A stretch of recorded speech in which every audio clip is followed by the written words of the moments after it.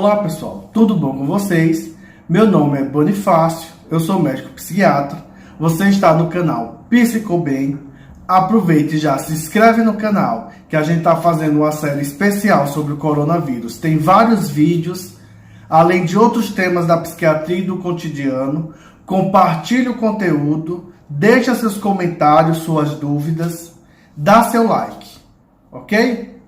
Hoje a gente vai falar sobre o tema que é surto psicótico, coronavírus, quarentena. Qual a relação entre eles? Bem, muita gente pensa que o surto psicótico é exclusivo de determinadas doenças ou de determinadas pessoas, como a esquizofrenia, por exemplo.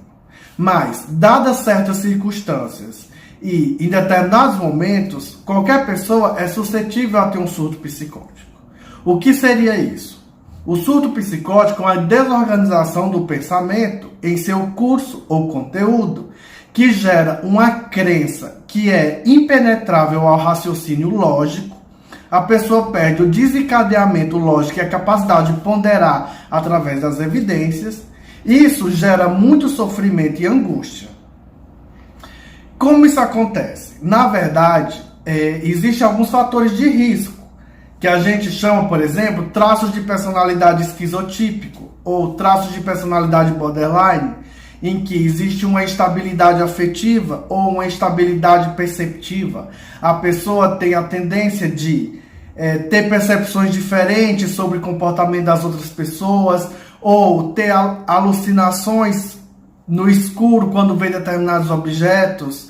Sempre tem aquela aura de desconfiança, esses sentimentos negativos de desconfiar das pessoas, achar que estão falando dela e etc. Tudo isso são fatores de risco para um surto psicótico. Acontece que nosso cérebro ele é dividido em algumas partes. Nós temos o neocórtex, por exemplo, que é um cérebro mais recente. Ele se desenvolveu na nossa linha de desenvolvimento humana mais cedo, foi por agora, nos últimos milhares de anos, na verdade. Porém, existe uma outra parte, que é o paleocórtex. É o córtex do sistema límbico das emoções. Ele é mais antigo, é mais semelhante, por exemplo, aos dos primatas e de outros animais. Esse paleocórtex, ele não consegue diferenciar muito bem o que é realidade e o que é fantasia. Por isso, por exemplo, que os filmes nos causam tantas emoções, ou que uma música nos causa emoções, que muitas vezes nos envolvemos em determinadas atividades, mesmo a nossa consciência sabendo que não é realidade, a gente acaba se envolvendo afetivamente.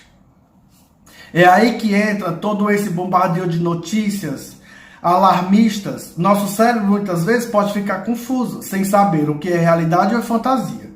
Porque a parte lógica do cérebro que vai nos dizer que não é fantasia, muitas vezes, em determinadas circunstâncias, não é tão forte como aquela parte do cérebro que fica confusa, sem saber se é fantasia ou realidade, o mundo virtual. Por isso que pessoas que são muito desconfiadas em sua vida cotidiana, pessoas que têm alterações perceptivas no seu dia a dia, muitas vezes têm a noção que ouviu alguém chamar o nome delas, ou que passou uma sombra por perto, mas que isso não tem causado prejuízo funcional, a pessoa sempre foi assim, mas são traços que é para chamar a atenção. Nesses dias, evite ficar vendo notícias sensacionalistas ou que provoquem muitas emoções, porque o seu cérebro pode não dar conta de bloquear isso e a diferença entre realidade e fantasia vai ficar cada vez mais difícil. E a pessoa pode entrar, sim, num surto psicótico. Como evitar, então? A primeira coisa é se conectar com as pessoas. Isolamento social não significa falta de conexão. Ainda mais no mundo de hoje, em que a vida virtual tomou muito conta de todos nós em todos os âmbitos. Então, procure conversar com seus amigos, faça videoconferência, FaceTime, qualquer coisa do tipo. A partir daí, você fica mais com o pé no chão, na realidade, e não sai tanto de si. Também, se você pegar alguém, por exemplo, que já tem um surto psicótico instalado, uma esquizofrenia, um transtorno delirante persistente, a solução nunca é bater de frente. Por quê? Porque é uma crença inabalável. Você não vai conseguir penetrar no delírio, por exemplo, e mudar por conta da evidência ou da lógica.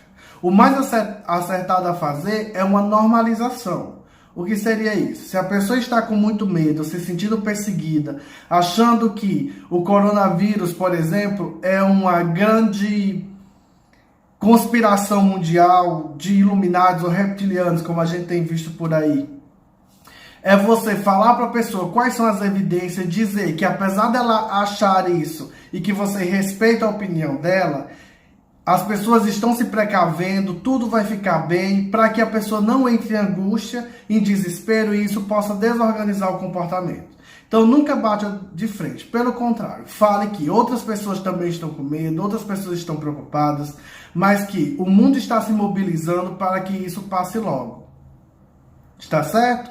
Então, pessoas que têm fatores de risco nesses momentos de isolamento social, elas podem sim ter surtos psicóticos. E o que podemos fazer para mudar isso é aumentar a conexão entre as pessoas através do mundo virtual, por exemplo, nesses tempos de quarentena. Nunca bater de frente com o delírio de alguém que já está com delírio instalado, porque isso pode desorganizar a pessoa ainda mais, e nos cuidarmos, tá certo? Nos vemos no próximo vídeo. Beijo, tchau!